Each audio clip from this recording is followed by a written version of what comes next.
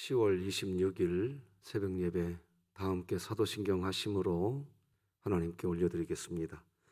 전능하사 천지를 만드신 하나님 아버지를 내가 믿사오며 그 외아들 우리 주 예수 그리스도를 믿사오니 이는 성령으로 잉태하사 동정녀 마리아에게 나시고 본디오 빌라도에게 고난을 받으사 십자가에 못 박혀 죽으시고 장사한 지 사흘 만에 죽은 자 가운데서 다시 살아나시며 하늘에 오르사 전능하신 하나님 우편에 앉아 계시다가 저리로서 산자와 죽은 자를 심판하러 오시리라.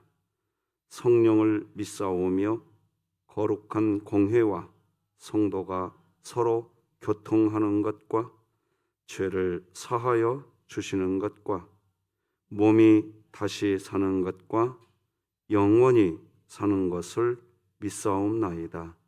아멘. 우리 찬송가 213장 하나님께 찬양 드리겠습니다. 찬송가 213장 찬양 드립니다.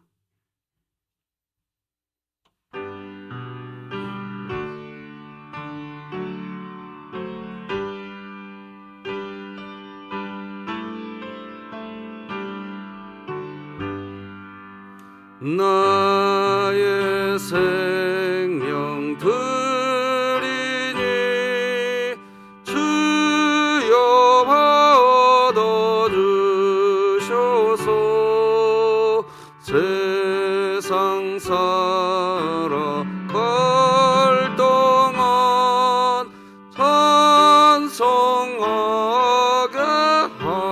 하소서. 손과 발을 드리니 주여 받아주셔서 주의 일을 위하여 민첩하게 하소서. 나의 음성 드리니 주여 받아주셔서 주의 진리 말씀만 전파하게 하소서. 나의 보아 드리니 주여 받아주셔서 하늘나라 위하여 주 뜻대로 쓰소서. 나의 시간 드리니 주여 받아주셔서 평생토록 주 위에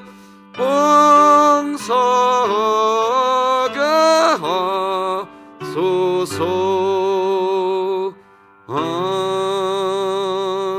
아멘. 오늘 함께 나눌 하나님 말씀은 구약성경 출애굽기 38장 1절에서 20절까지 말씀 되겠습니다. 출애굽기 38장 1절에서 20절까지 저와 여러분이 한 절씩 교독하시겠습니다. 하나님의 말씀입니다. 그가 또 조각목으로 번제단을 만들었으니 길이는 5규빗이요 너비도 5규빗이라. 네모가 반듯하고 높이는 3규빗이며 그 네 모퉁이 위에 그 뿔을 만들되 그 뿔을 제단과 연결하게 하고 제단을 노스로 쌌으며 제단의 모든 기구 곧 통과 부삽과 대야와 고기 갈고리와 불 옮기는 그릇을 다 놋으로 만들고 제단을 위하여 놋 그루무를 만들어 제단 주위 가장자리 아래에 두되 제단 절반에 오르게 하고 그 놋 그물 네 모퉁이에 채를 꿰를 고리 넷을 부어 만들었으며 채를 조각목으로 만들어 놋으로 싸고 제단 양쪽 고리에 그 채를 꿰어 매게 하였으며 제단은 널판으로 속이 비게 만들었더라. 그가 놋으로 물두멍을 만들고 그 받침도 놋으로 하였으니 곧 회막 문에서 수종드는 여인들의 거울로 만들었더라. 그가 또 뜰을 만들었으니 나무로 뜰의 남쪽에는 세마포 포장이 100규빗이라. 그 기둥이 스물이며 스물이니 놋으로 기둥의 갈고리와 가늠대는 은이며 그 북쪽에도 100규빗이라. 그 기둥이 스물이며 그 받침이 스물이니 놋이요 기둥의 갈고리와 가늠대는 은이며 서쪽의 포장은 50규빗이라. 그 기둥이 열이요 받침이 열이며 기둥의 갈고리와 가늠대는 은이며 동으로 동쪽에도 50규빗이라.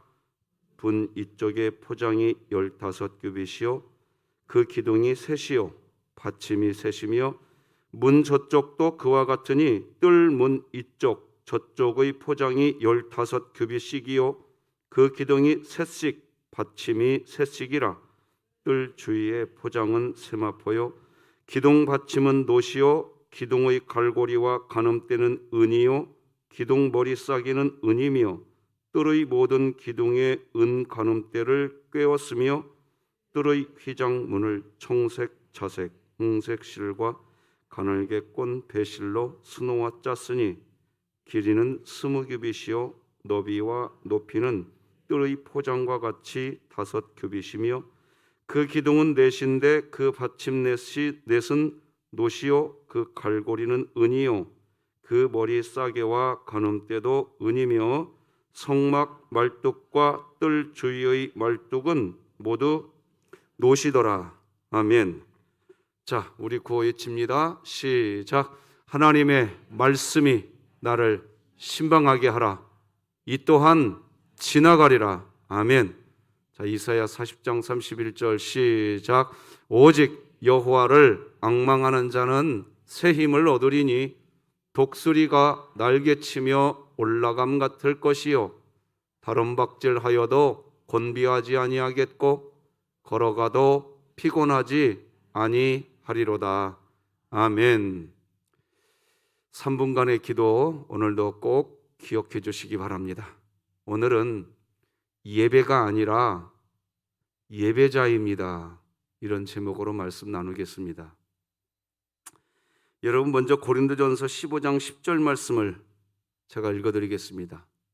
그러나 내가 나된 것은 하나님의 은혜로 된 것이니 내게 주신 그의 은혜가 헛되지 아니하여 내가 모든 사도보다 더 많이 수고하였으나 내가 한 것이 아니요 오직 나와 함께 하신 하나님의 은혜로라. 아멘. 은혜가 열심을 내도록 은혜가 열심을 낼 수 있도록 우리 안에서 은혜가 일을 했다는 겁니다. 사도 바울 자신이 모든 사도보다 더 많이 수고했지만 그렇게 수고하게 된 동기가 하나님의 은혜, 하나님의 은혜가 그렇게 열심을 낼 수 있는 삶을 살 수 있도록 만들어준 동기였다는 겁니다. 은혜가 동기가 아닌 열심은 내가 열심히 하는 사람이 있습니다. 그런 사람들은 열심히 하지 않는 다른 사람들을 향한 비판이 있습니다. 반대로 은혜가 동기가 아닌 열심은 그런 열심을 가지고 열심히 했는데 성과가 나오지 않으면 열등감을 갖게 됩니다. 심리학에서 이런 말이 있습니다. 교만은 교만을 용납하지 못한다. 겸손은 교만을 용납한다. 교만한 사람, 겸손하지 않은 사람을 싫어하고 끝까지 용납하지 못하겠다고 하는 것은 그 본인이 교만해서다. 이건 심리학에서 하는 얘기입니다. 어려운 형편임에도 불구하고 최선을 다해 공부하고 노력해서 좋은 대학을 졸업하고 많은 사람들이 부러워하는 직장에 다니는 아버지가 공부를 게을리하는 아들을 용납하지 못하고 있었습니다. 게으른 아들이 저는 도저히 용납이 안 됩니다 라고 하는 말을 입에 달고 살았기 때문에 그 아들과 그 아버지의 관계가 깨질 대로 깨졌습니다. 그런데 그 아버지가 하나님의 말씀을 가까이 하면서 깨닫게 되었습니다. 아들을 이해하지 못하고 아들을 비난하듯 그렇게 대하는 삶을 살아왔던 게 자기 자신 안에 나는 열심히 해서 이렇게 됐는데, 할 수 있는데 라고 하는 자기 우상이었다는 것을 깨닫게 되었다고 합니다. 자신의 열심히 살아온 그만큼 게으른 사람들을 향하여 비판하고 이해 못하겠다고 하는 교만의 우상이었다라는 것을 고백하는 것을 저는 들었습니다. 우리가 알아야 합니다. 요한복음 3장에서는 예수님이 니고데모를 만난 이야기가 나오고 그 다음 장 요한복음 4장에서는 사마리아 수가성 여인을 만난 이야기가 나옵니다. 요한복음 3장에서 니고데모를 만나는데 이 니고데모는 아주 잘난 사람이었습니다.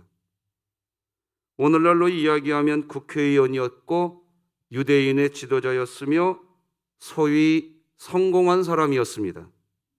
그런데 반면에 그런 사람에게도 예수님은 여전히 필요했습니다. 이어지는 요한복음 4장에 이어 보면 사마리아 수가성 여인이 나오는데 이 우물가에서 만난 수가성 여인은 요한복음 3장에서 나왔던 니고데모하고는 완벽하게 다른 여인입니다. 니고데모는 성공한 사람이지만 요한복음 4장에 나오는 수가성 여인은 실패한 인생입니다. 낮은 자리에 사는 이름도 없는 사람이었습니다. 그런데 이 여인에게도 역시 예수님이 필요했습니다. 니고데모는 예수님을 만나서 자신의 의로움을 회개해야 할 사람이었습니다. 내가 잘났고 내가 성공했고 내가 최고라고 하는 자신의 의로움을 예수님을 만나서 회개하면서 그래서 복음을 만나야 해야 할 사람이 요한복음 3장의 니고데모였다고 한다면 요한복음 4장의 수가성 우물가의 여인은 예수님을 만나야 될 이유가 뭐였나? 열등감, 자신의 죄를 회복하고 수치심, 낮아질 대로 낮아져버린 자존감, 그래서 예수님을 만나야 할 사람이었습니다.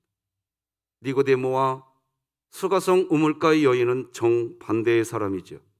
그런데 똑같이 예수님을 만나야만 해야 될, 예수님을 만나야 할 사람들이었습니다.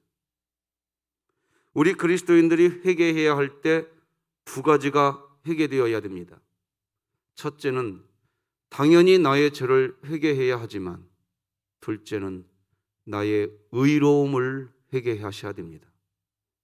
이 두 가지가 회개되지 않으면 그 신앙은 반쪽짜리 신앙이 되는 겁니다. 신앙생활을 하시는 분들을 보면 정말 열심히 하시는 분들이 많이 계십니다. 열심히 하니까 교회에서도 맡게 되는 직분들이 많아집니다. 그리고 또 열심히 하십니다.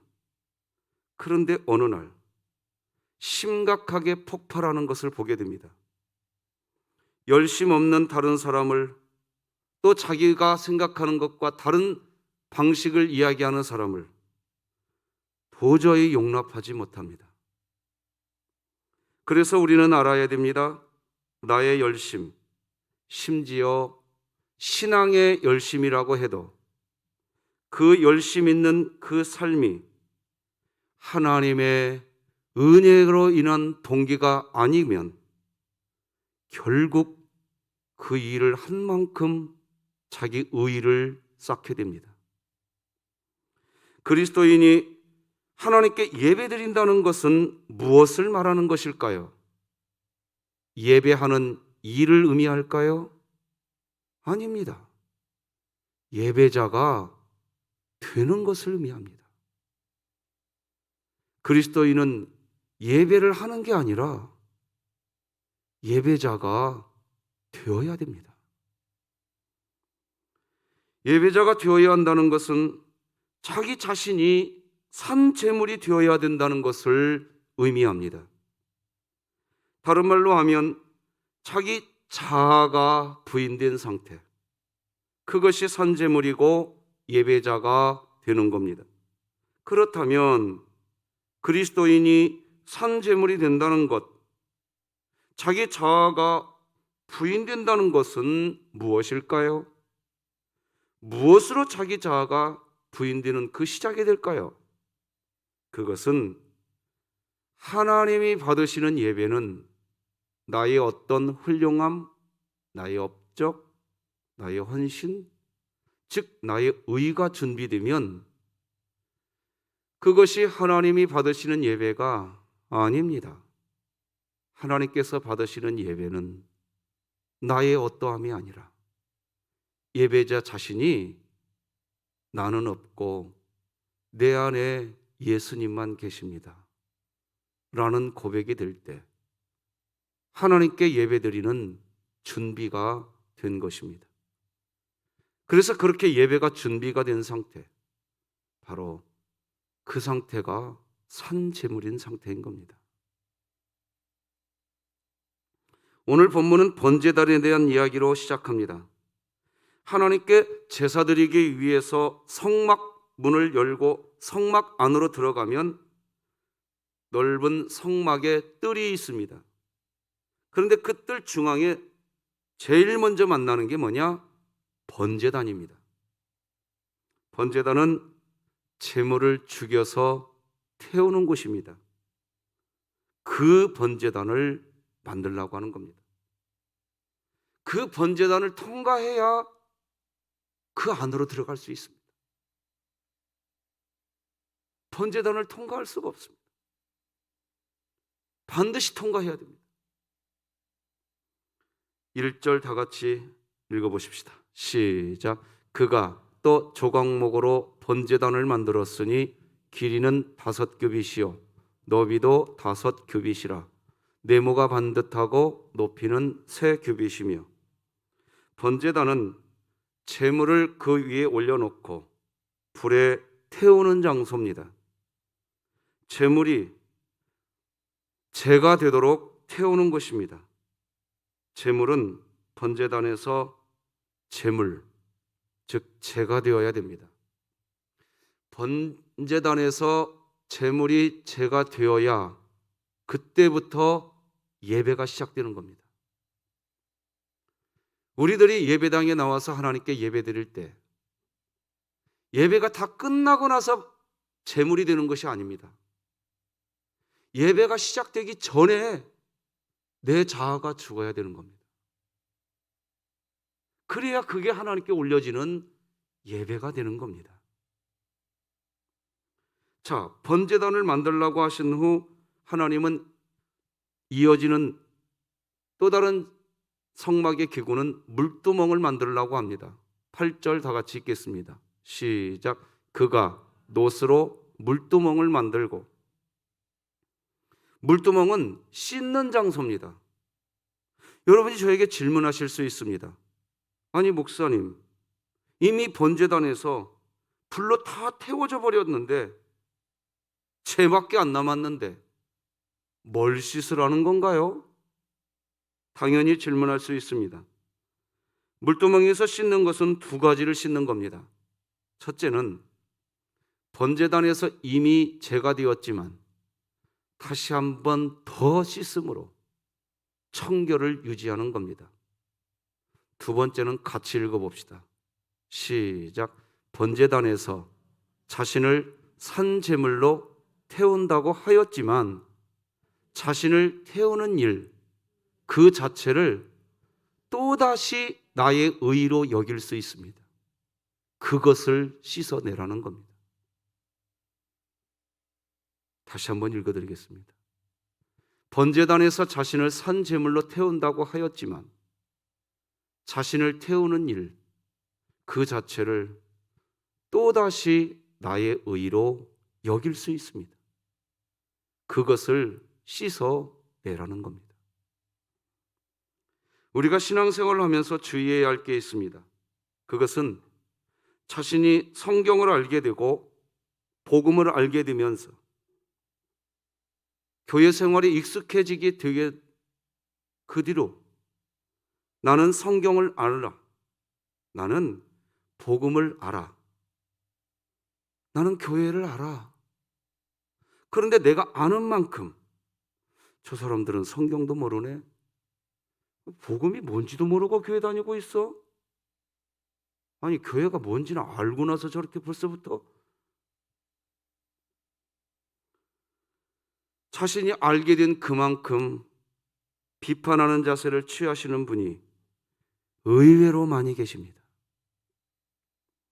즉 성경, 즉 복음을 깨달으면서 완전히 비복음적으로 살아가는 것입니다. 번제단에서 자신을 산 제물로 바쳤다고 하면서 자신은 하나님께 드려진 인생이라고 하면서 자기 의의를 드러냅니다. 하나님은 그것을 물두멍에서 씻으라는 것입니다. 그리스도인의 문제는 자신이 성경을 안다고, 자신이 복음을 안다는 이유로 나는 알아, 너는 모르고 있어, 이런 태도는 신앙에 열심을 내면 낼수록 그 열심은 자기 우상화가 될 수 있다는 것입니다. 그것이 그리스도인의 삶에 위험한 일입니다. 예배에 참여하지만 예배자가 아닙니다. 자기 우상화하는 시간이 될 수 있습니다. 결국 자기 중심적인 모습을 강화하게 됩니다.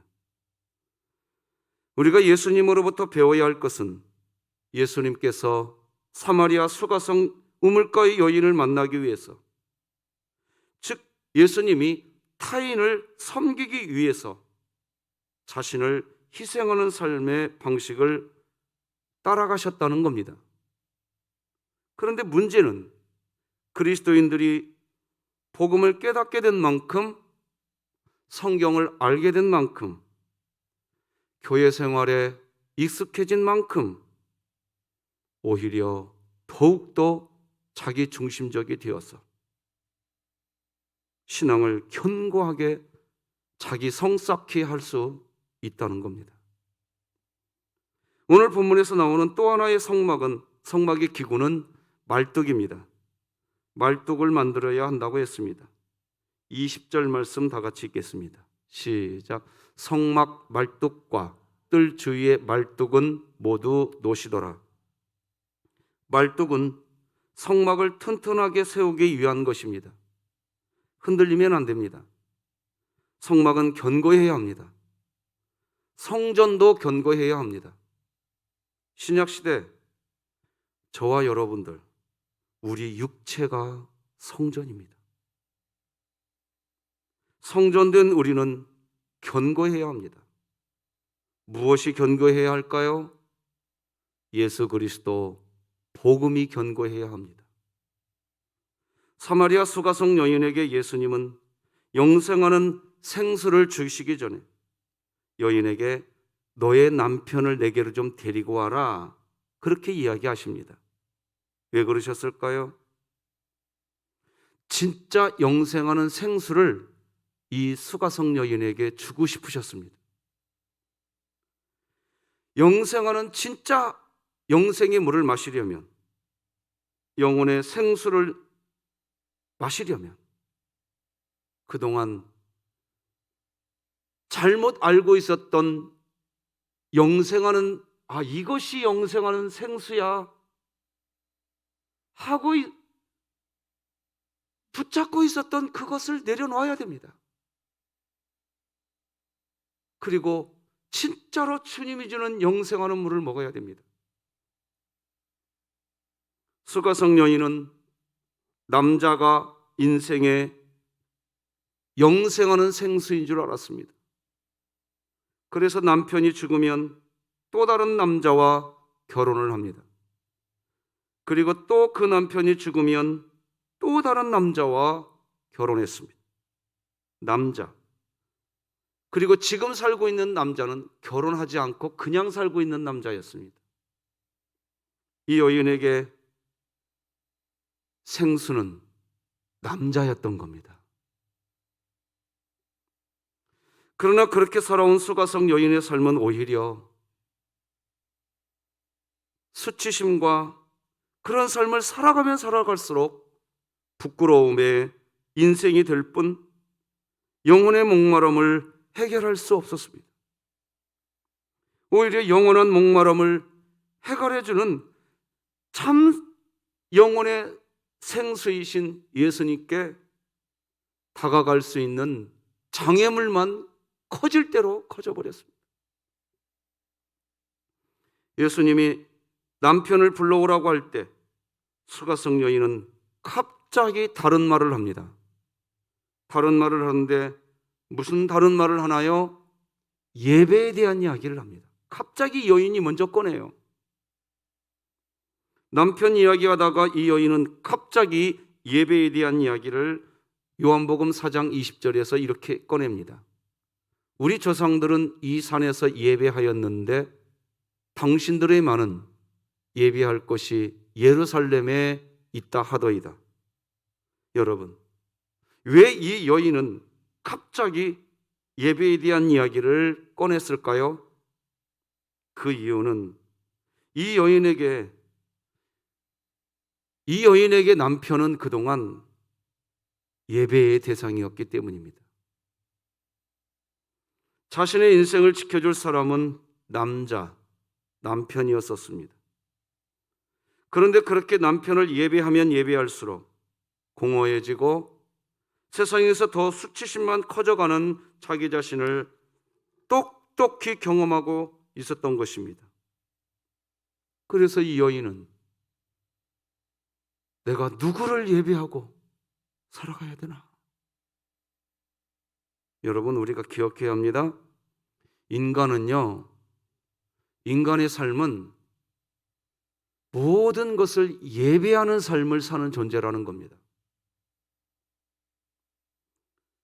원죄로 인하여 인간은 하나님으로부터 멀어져 버린 존재이기 때문에 인간은 태어나면서부터 뭔가를 갈망합니다. 여러분, 왜 죄를 짓습니까? 우리들이 왜 죄를 짓느냐 하면 내 마음에 만족이 없기 때문에 그런 겁니다. 왜 거짓말합니까?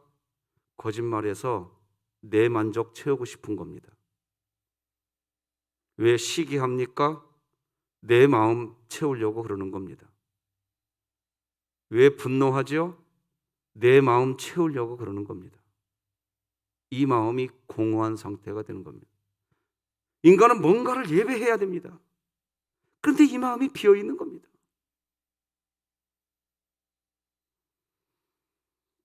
왜 죄를 짓느냐 하면 인생에 만족이 없기 때문에 죄를 짓는 겁니다. 즉 예배의 대상을 찾고 있는 겁니다. 자신의 마음에 만족을 주는 것, 그것을 찾는 겁니다. 모든 인간은 무엇인가를 늘 예배하고 살 수밖에 없는 존재입니다. 돈으로 만족하려고 합니다. 돈을 예배하고 있는 겁니다. 성공으로 만족하려고 합니다. 성공을 예배하고 있는 겁니다. 미모와 스펙으로 만족하려고 합니다. 미모와 스펙을 예배하고 있는 겁니다. 권력으로 만족하려고 합니다. 권력을 예배하고 있는 겁니다. 자신의 뜻이 관철되는 것으로 만족하려고 합니다. 자기 뜻을 예배하고 있는 겁니다. 말씀 맺겠습니다. 오늘 우리는 예배가 아니라 예배자입니다 라는 제목으로 말씀 나눴습니다. 우리는 기억해야 합니다. 우리는 하나님을 예배하는 예배자가 되어야 됩니다. 사람은 돈, 성공, 미모, 스펙, 권력, 자신의 뜻으로 만족하려고 합니다. 즉, 사람은 돈과 성공과 미모와 스펙, 권력, 자신의 뜻을 예배하면서 살고 있는 겁니다. 그런데 거기에 하나님을 예배한다고 하는데 하나님을 예배하는 예배자가 되지 않으면 하나님을 예배한다고 하지만 나의 의의를 예배하는 자리에 머물러 있을 수 있습니다. 하나님을 예배한다고 하지만 사실 나의 의의를 예배하는 자리에 있는 분은 하나님을 위해서 뭔가를 한 만큼 교만해지십니다. 하나님을 위해서 뭔가를 제대로 하지 못한 만큼 불만족에 빠집니다. 그러나 하나님을 예배하는 예배자가 되면 예배 드리는 그 자체로 감사하다고 말을 합니다. 예배 드리는 그 자체가 은혜라고 이야기합니다. 그래서 그냥 외칩니다. 하나님, 제가 예배자입니다. 믿으십니까? 한번 따라서 하십시다. 하나님, 제가 예배자입니다. 기도하십시다. 하나님 아버지, 감사합니다. 예배하는 일을 하지 않게 하여 주시옵소서. 예배자가 되게 하여 주시옵소서. 하나님을 예배한다고 하지만 하나님을 예배하는 그 일을 끝낸 사람은 또다시 자기 의의를 쌓고 자기 우상화에 빠지게 되는 걸 보게 됩니다. 번제단을 만들어라, 물두멍을 만들어라, 말뚝을 만들어라. 하나님, 우리가 오늘도 하나님 앞에 섰습니다. 우리 진흙교회 예배 참석 한 번 더 하기 운동하고 있습니다. 예배자가 되게 하여 주시옵소서. 우리 고입을 준비하는 김가연, 성자인 임유나, 신희강, 김태환, 대학과 취업을 준비하는 김시연, 김환미, 민승희, 박윤, 소성훈, 이세입, 이시연, 최승혁. 하나님, 저들의 삶도 예배자의 삶 사는 예배자가 되게 하여 주시옵소서. 오늘 하루도 하나님을 첫 시간 이렇게 예배하고 출발합니다. 이곳에서만 예배자가 되는 게 아니라 직장에서도, 가정에서도, 삶의 현장에서도 예배자가 되게 하여 주시옵소서. 예수님의 이름으로 기도드립니다. 아멘. 하늘에 계신 우리 아버지여, 이름이 거룩히 여김을 받으시오며 나라가 임하시오며 뜻이 하늘에서 이루어진 것 같이 땅에서도 이루어지이다. 오늘 우리에게 일용할 양식을 주시옵고 우리가 우리에게 죄 지은 자를 사하여 준 것 같이 우리 죄를 사하여 주시옵고 우리를 시험에 들게 하지 마시옵고 다만 악에서 구하시옵소서. 나라와 권세와 영광이 아버지께 영원히 있사옵나이다. 아멘.